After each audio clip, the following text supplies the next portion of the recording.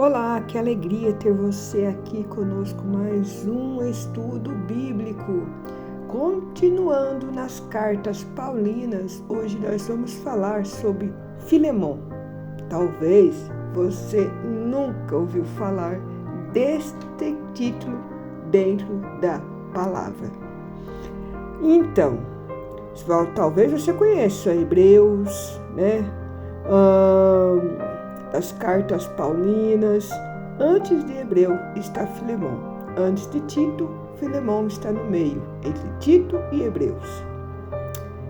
É aí que nós vamos falar hoje. Filemon é uma carta pequena, perante tantas outras que Paulo escreveu. Mas vamos ver o que ela pode falar para nós hoje. Por isso, nós vamos ter apenas um dia com esse estudo da carta de Filemon. Bora lá? Quando o Evangelho transforma relacionamentos. É sobre isso que vamos trazer aqui hoje. E aí eu quero falar com você o seguinte. Imagine que você é Filemon. Filemon era uma pessoa. Um homem respeitado, cristão, cujo a casa se tornou uma igreja. Certo dia chega até você uma carta escrita pelo apóstolo Paulo. Junto dela vem alguém que jamais esperava rever. Onésimo, o escravo que havia fugido e provavelmente causado prejuízo.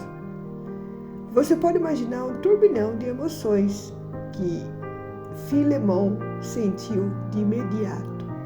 Raiva, decepção, sensação de traição, desejo de justiça, e aí vai. Mas Paulo não escreve apenas para resolver um conflito. Ele escreve para mostrar que o Evangelho tem poder para restaurar pessoas e relacionamentos quebrados. Por que Paulo escreveu esta carta? Paulo estava preso durante este período, conheceu Onésimo. Aquele homem fugitivo ouviu falar do Evangelho, converteu-se e teve uma vida completamente transformada. Agora existe um problema. Onésimo havia mudado, mas sua história permanecia.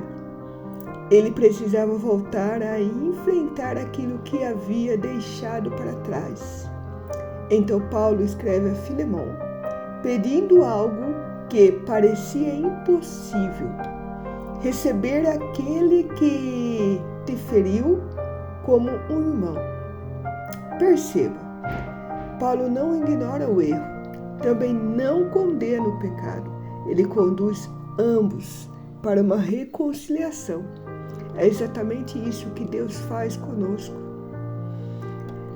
A grande lição que nós vamos ver aqui para nós, para mim e para você, é que na terapia encontramos pessoas parecidas com Filemon e Onésimo. Algumas chegam machucadas porque foram traídas, outras chegam carregando culpa por aquilo que fizeram. Ambas sofrem. A dor do ofendido é real. A culpa do ofensor também. O Evangelho não acolhe um lado, ele cura os dois. A identidade pode mudar. Receba-o, não mais como escravo, antes muito acima de escravos, como irmão amado. Isso nós vemos em Filemon. Isso mesmo, é a carta lá de Filemon 16, capítulo 1, 16. Onésimo carregava um rótulo fugitivo, escravo, fracassado, mais do que um rótulo, muitos rótulos. Mas Paulo diz, ele não é mais quem era. Quantas mulheres chegam dizendo, eu sou divorciada, eu sou rejeitada, eu sou ansiosa, eu sou depressiva, eu sou fracassada. Receba, essas não são identidades, são experiências. Cristo não apenas muda comportamento, ele muda identidade. A terapia cristã também trabalha essa reconstrução. Você não é a sua pior escolha. Você não é a sua pior dor. Você é filha de Deus. O perdão não apaga a verdade. Paulo escreve: se ele te causou algum dano ou te deve alguma coisa, põe isso na minha conta. Filemão 18. Que frase extraordinária! Paulo reconhece que houve prejuízo, ele não faz de conta que não aconteceu nada. Na terapia, isso é essencial. Perdoar não significa negar a dor. Negar a dor gera trauma. Reconhecer a dor abre caminho para a cura. O Evangelho nunca exige que alguém finja que não sofreu. Ele convida a entregar a injustiça nas mãos de Cristo. A culpa precisa encontrar graça.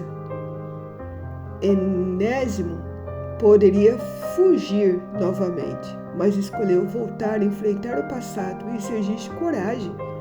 Muitos pacientes, muitos clientes vivem fugindo, mudando de cidade, mudando de igreja, relacionamento, emprego, mas continua levando a mesma dor. Porque ninguém foge da própria consciência. A verdadeira cura começa quando paramos de correr. O amor acredita na transformação.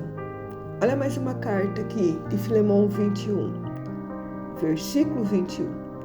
Estou certo de tua obediência e sei que farás ainda mais do que eu estou pedindo. Paulo acredita em Filemão. Ele acredita que o amor vencerá. Na terapia chamamos isso de esperança terapêutica. A pessoa muda quando alguém acredita que ele pode mudar.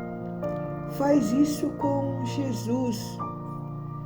Foi como aquilo que Jesus fez conosco. Foi isso que Jesus fez conosco. Acreditar em nós. O Evangelho restaura vínculos. Talvez o maior milagre dessa carta não seja a conversão de Onésimo, nem o perdão de Filemão. O maior milagre é que dois homens separados pelo pecado possam ser chamados de irmãos. A cura não acontece apenas dentro de nós, ela transforma nossos relacionamentos e quem está à nossa volta.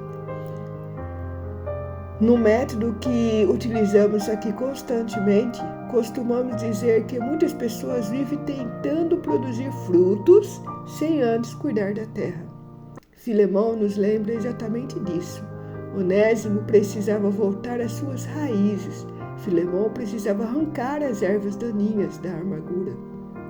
Paulo aparece como aquele jardineiro espiritual que prepara a terra para que o perdão floresça. Quando o solo do coração é restaurado, os relacionamentos também florescem. É impossível colher paz em um coração que cultiva ressentimentos, mas também é impossível florescer carregando culpa eternamente. Cristo convida ambos. Quem foi ferido é chamado a liberar perdão. Quem feriu é chamado ao arrependimento e ambos encontram uma nova identidade aos pés da cruz. A carta de Filemão termina sem contar o desfecho da história. Talvez Deus permita isso para que, de certa forma, o final dessa carta continue sendo escrito na minha e na sua vida. Sempre que escolhemos pedir perdão, somos um pouco como Onésimo. Sempre que escolhemos perdoar, somos um pouco como Filemão. E sempre que conduzimos pessoas à reconciliação, nos parecemos como Paulo. No fim, a grande mensagem de Filemão está: o Evangelho não apenas salva pessoas, restaura histórias, reconstrói a identidade e transforma relacionamentos. É a verdadeira cura quando o amor de Cristo alcança as feridas do passado e faz nascer uma nova maneira de viver.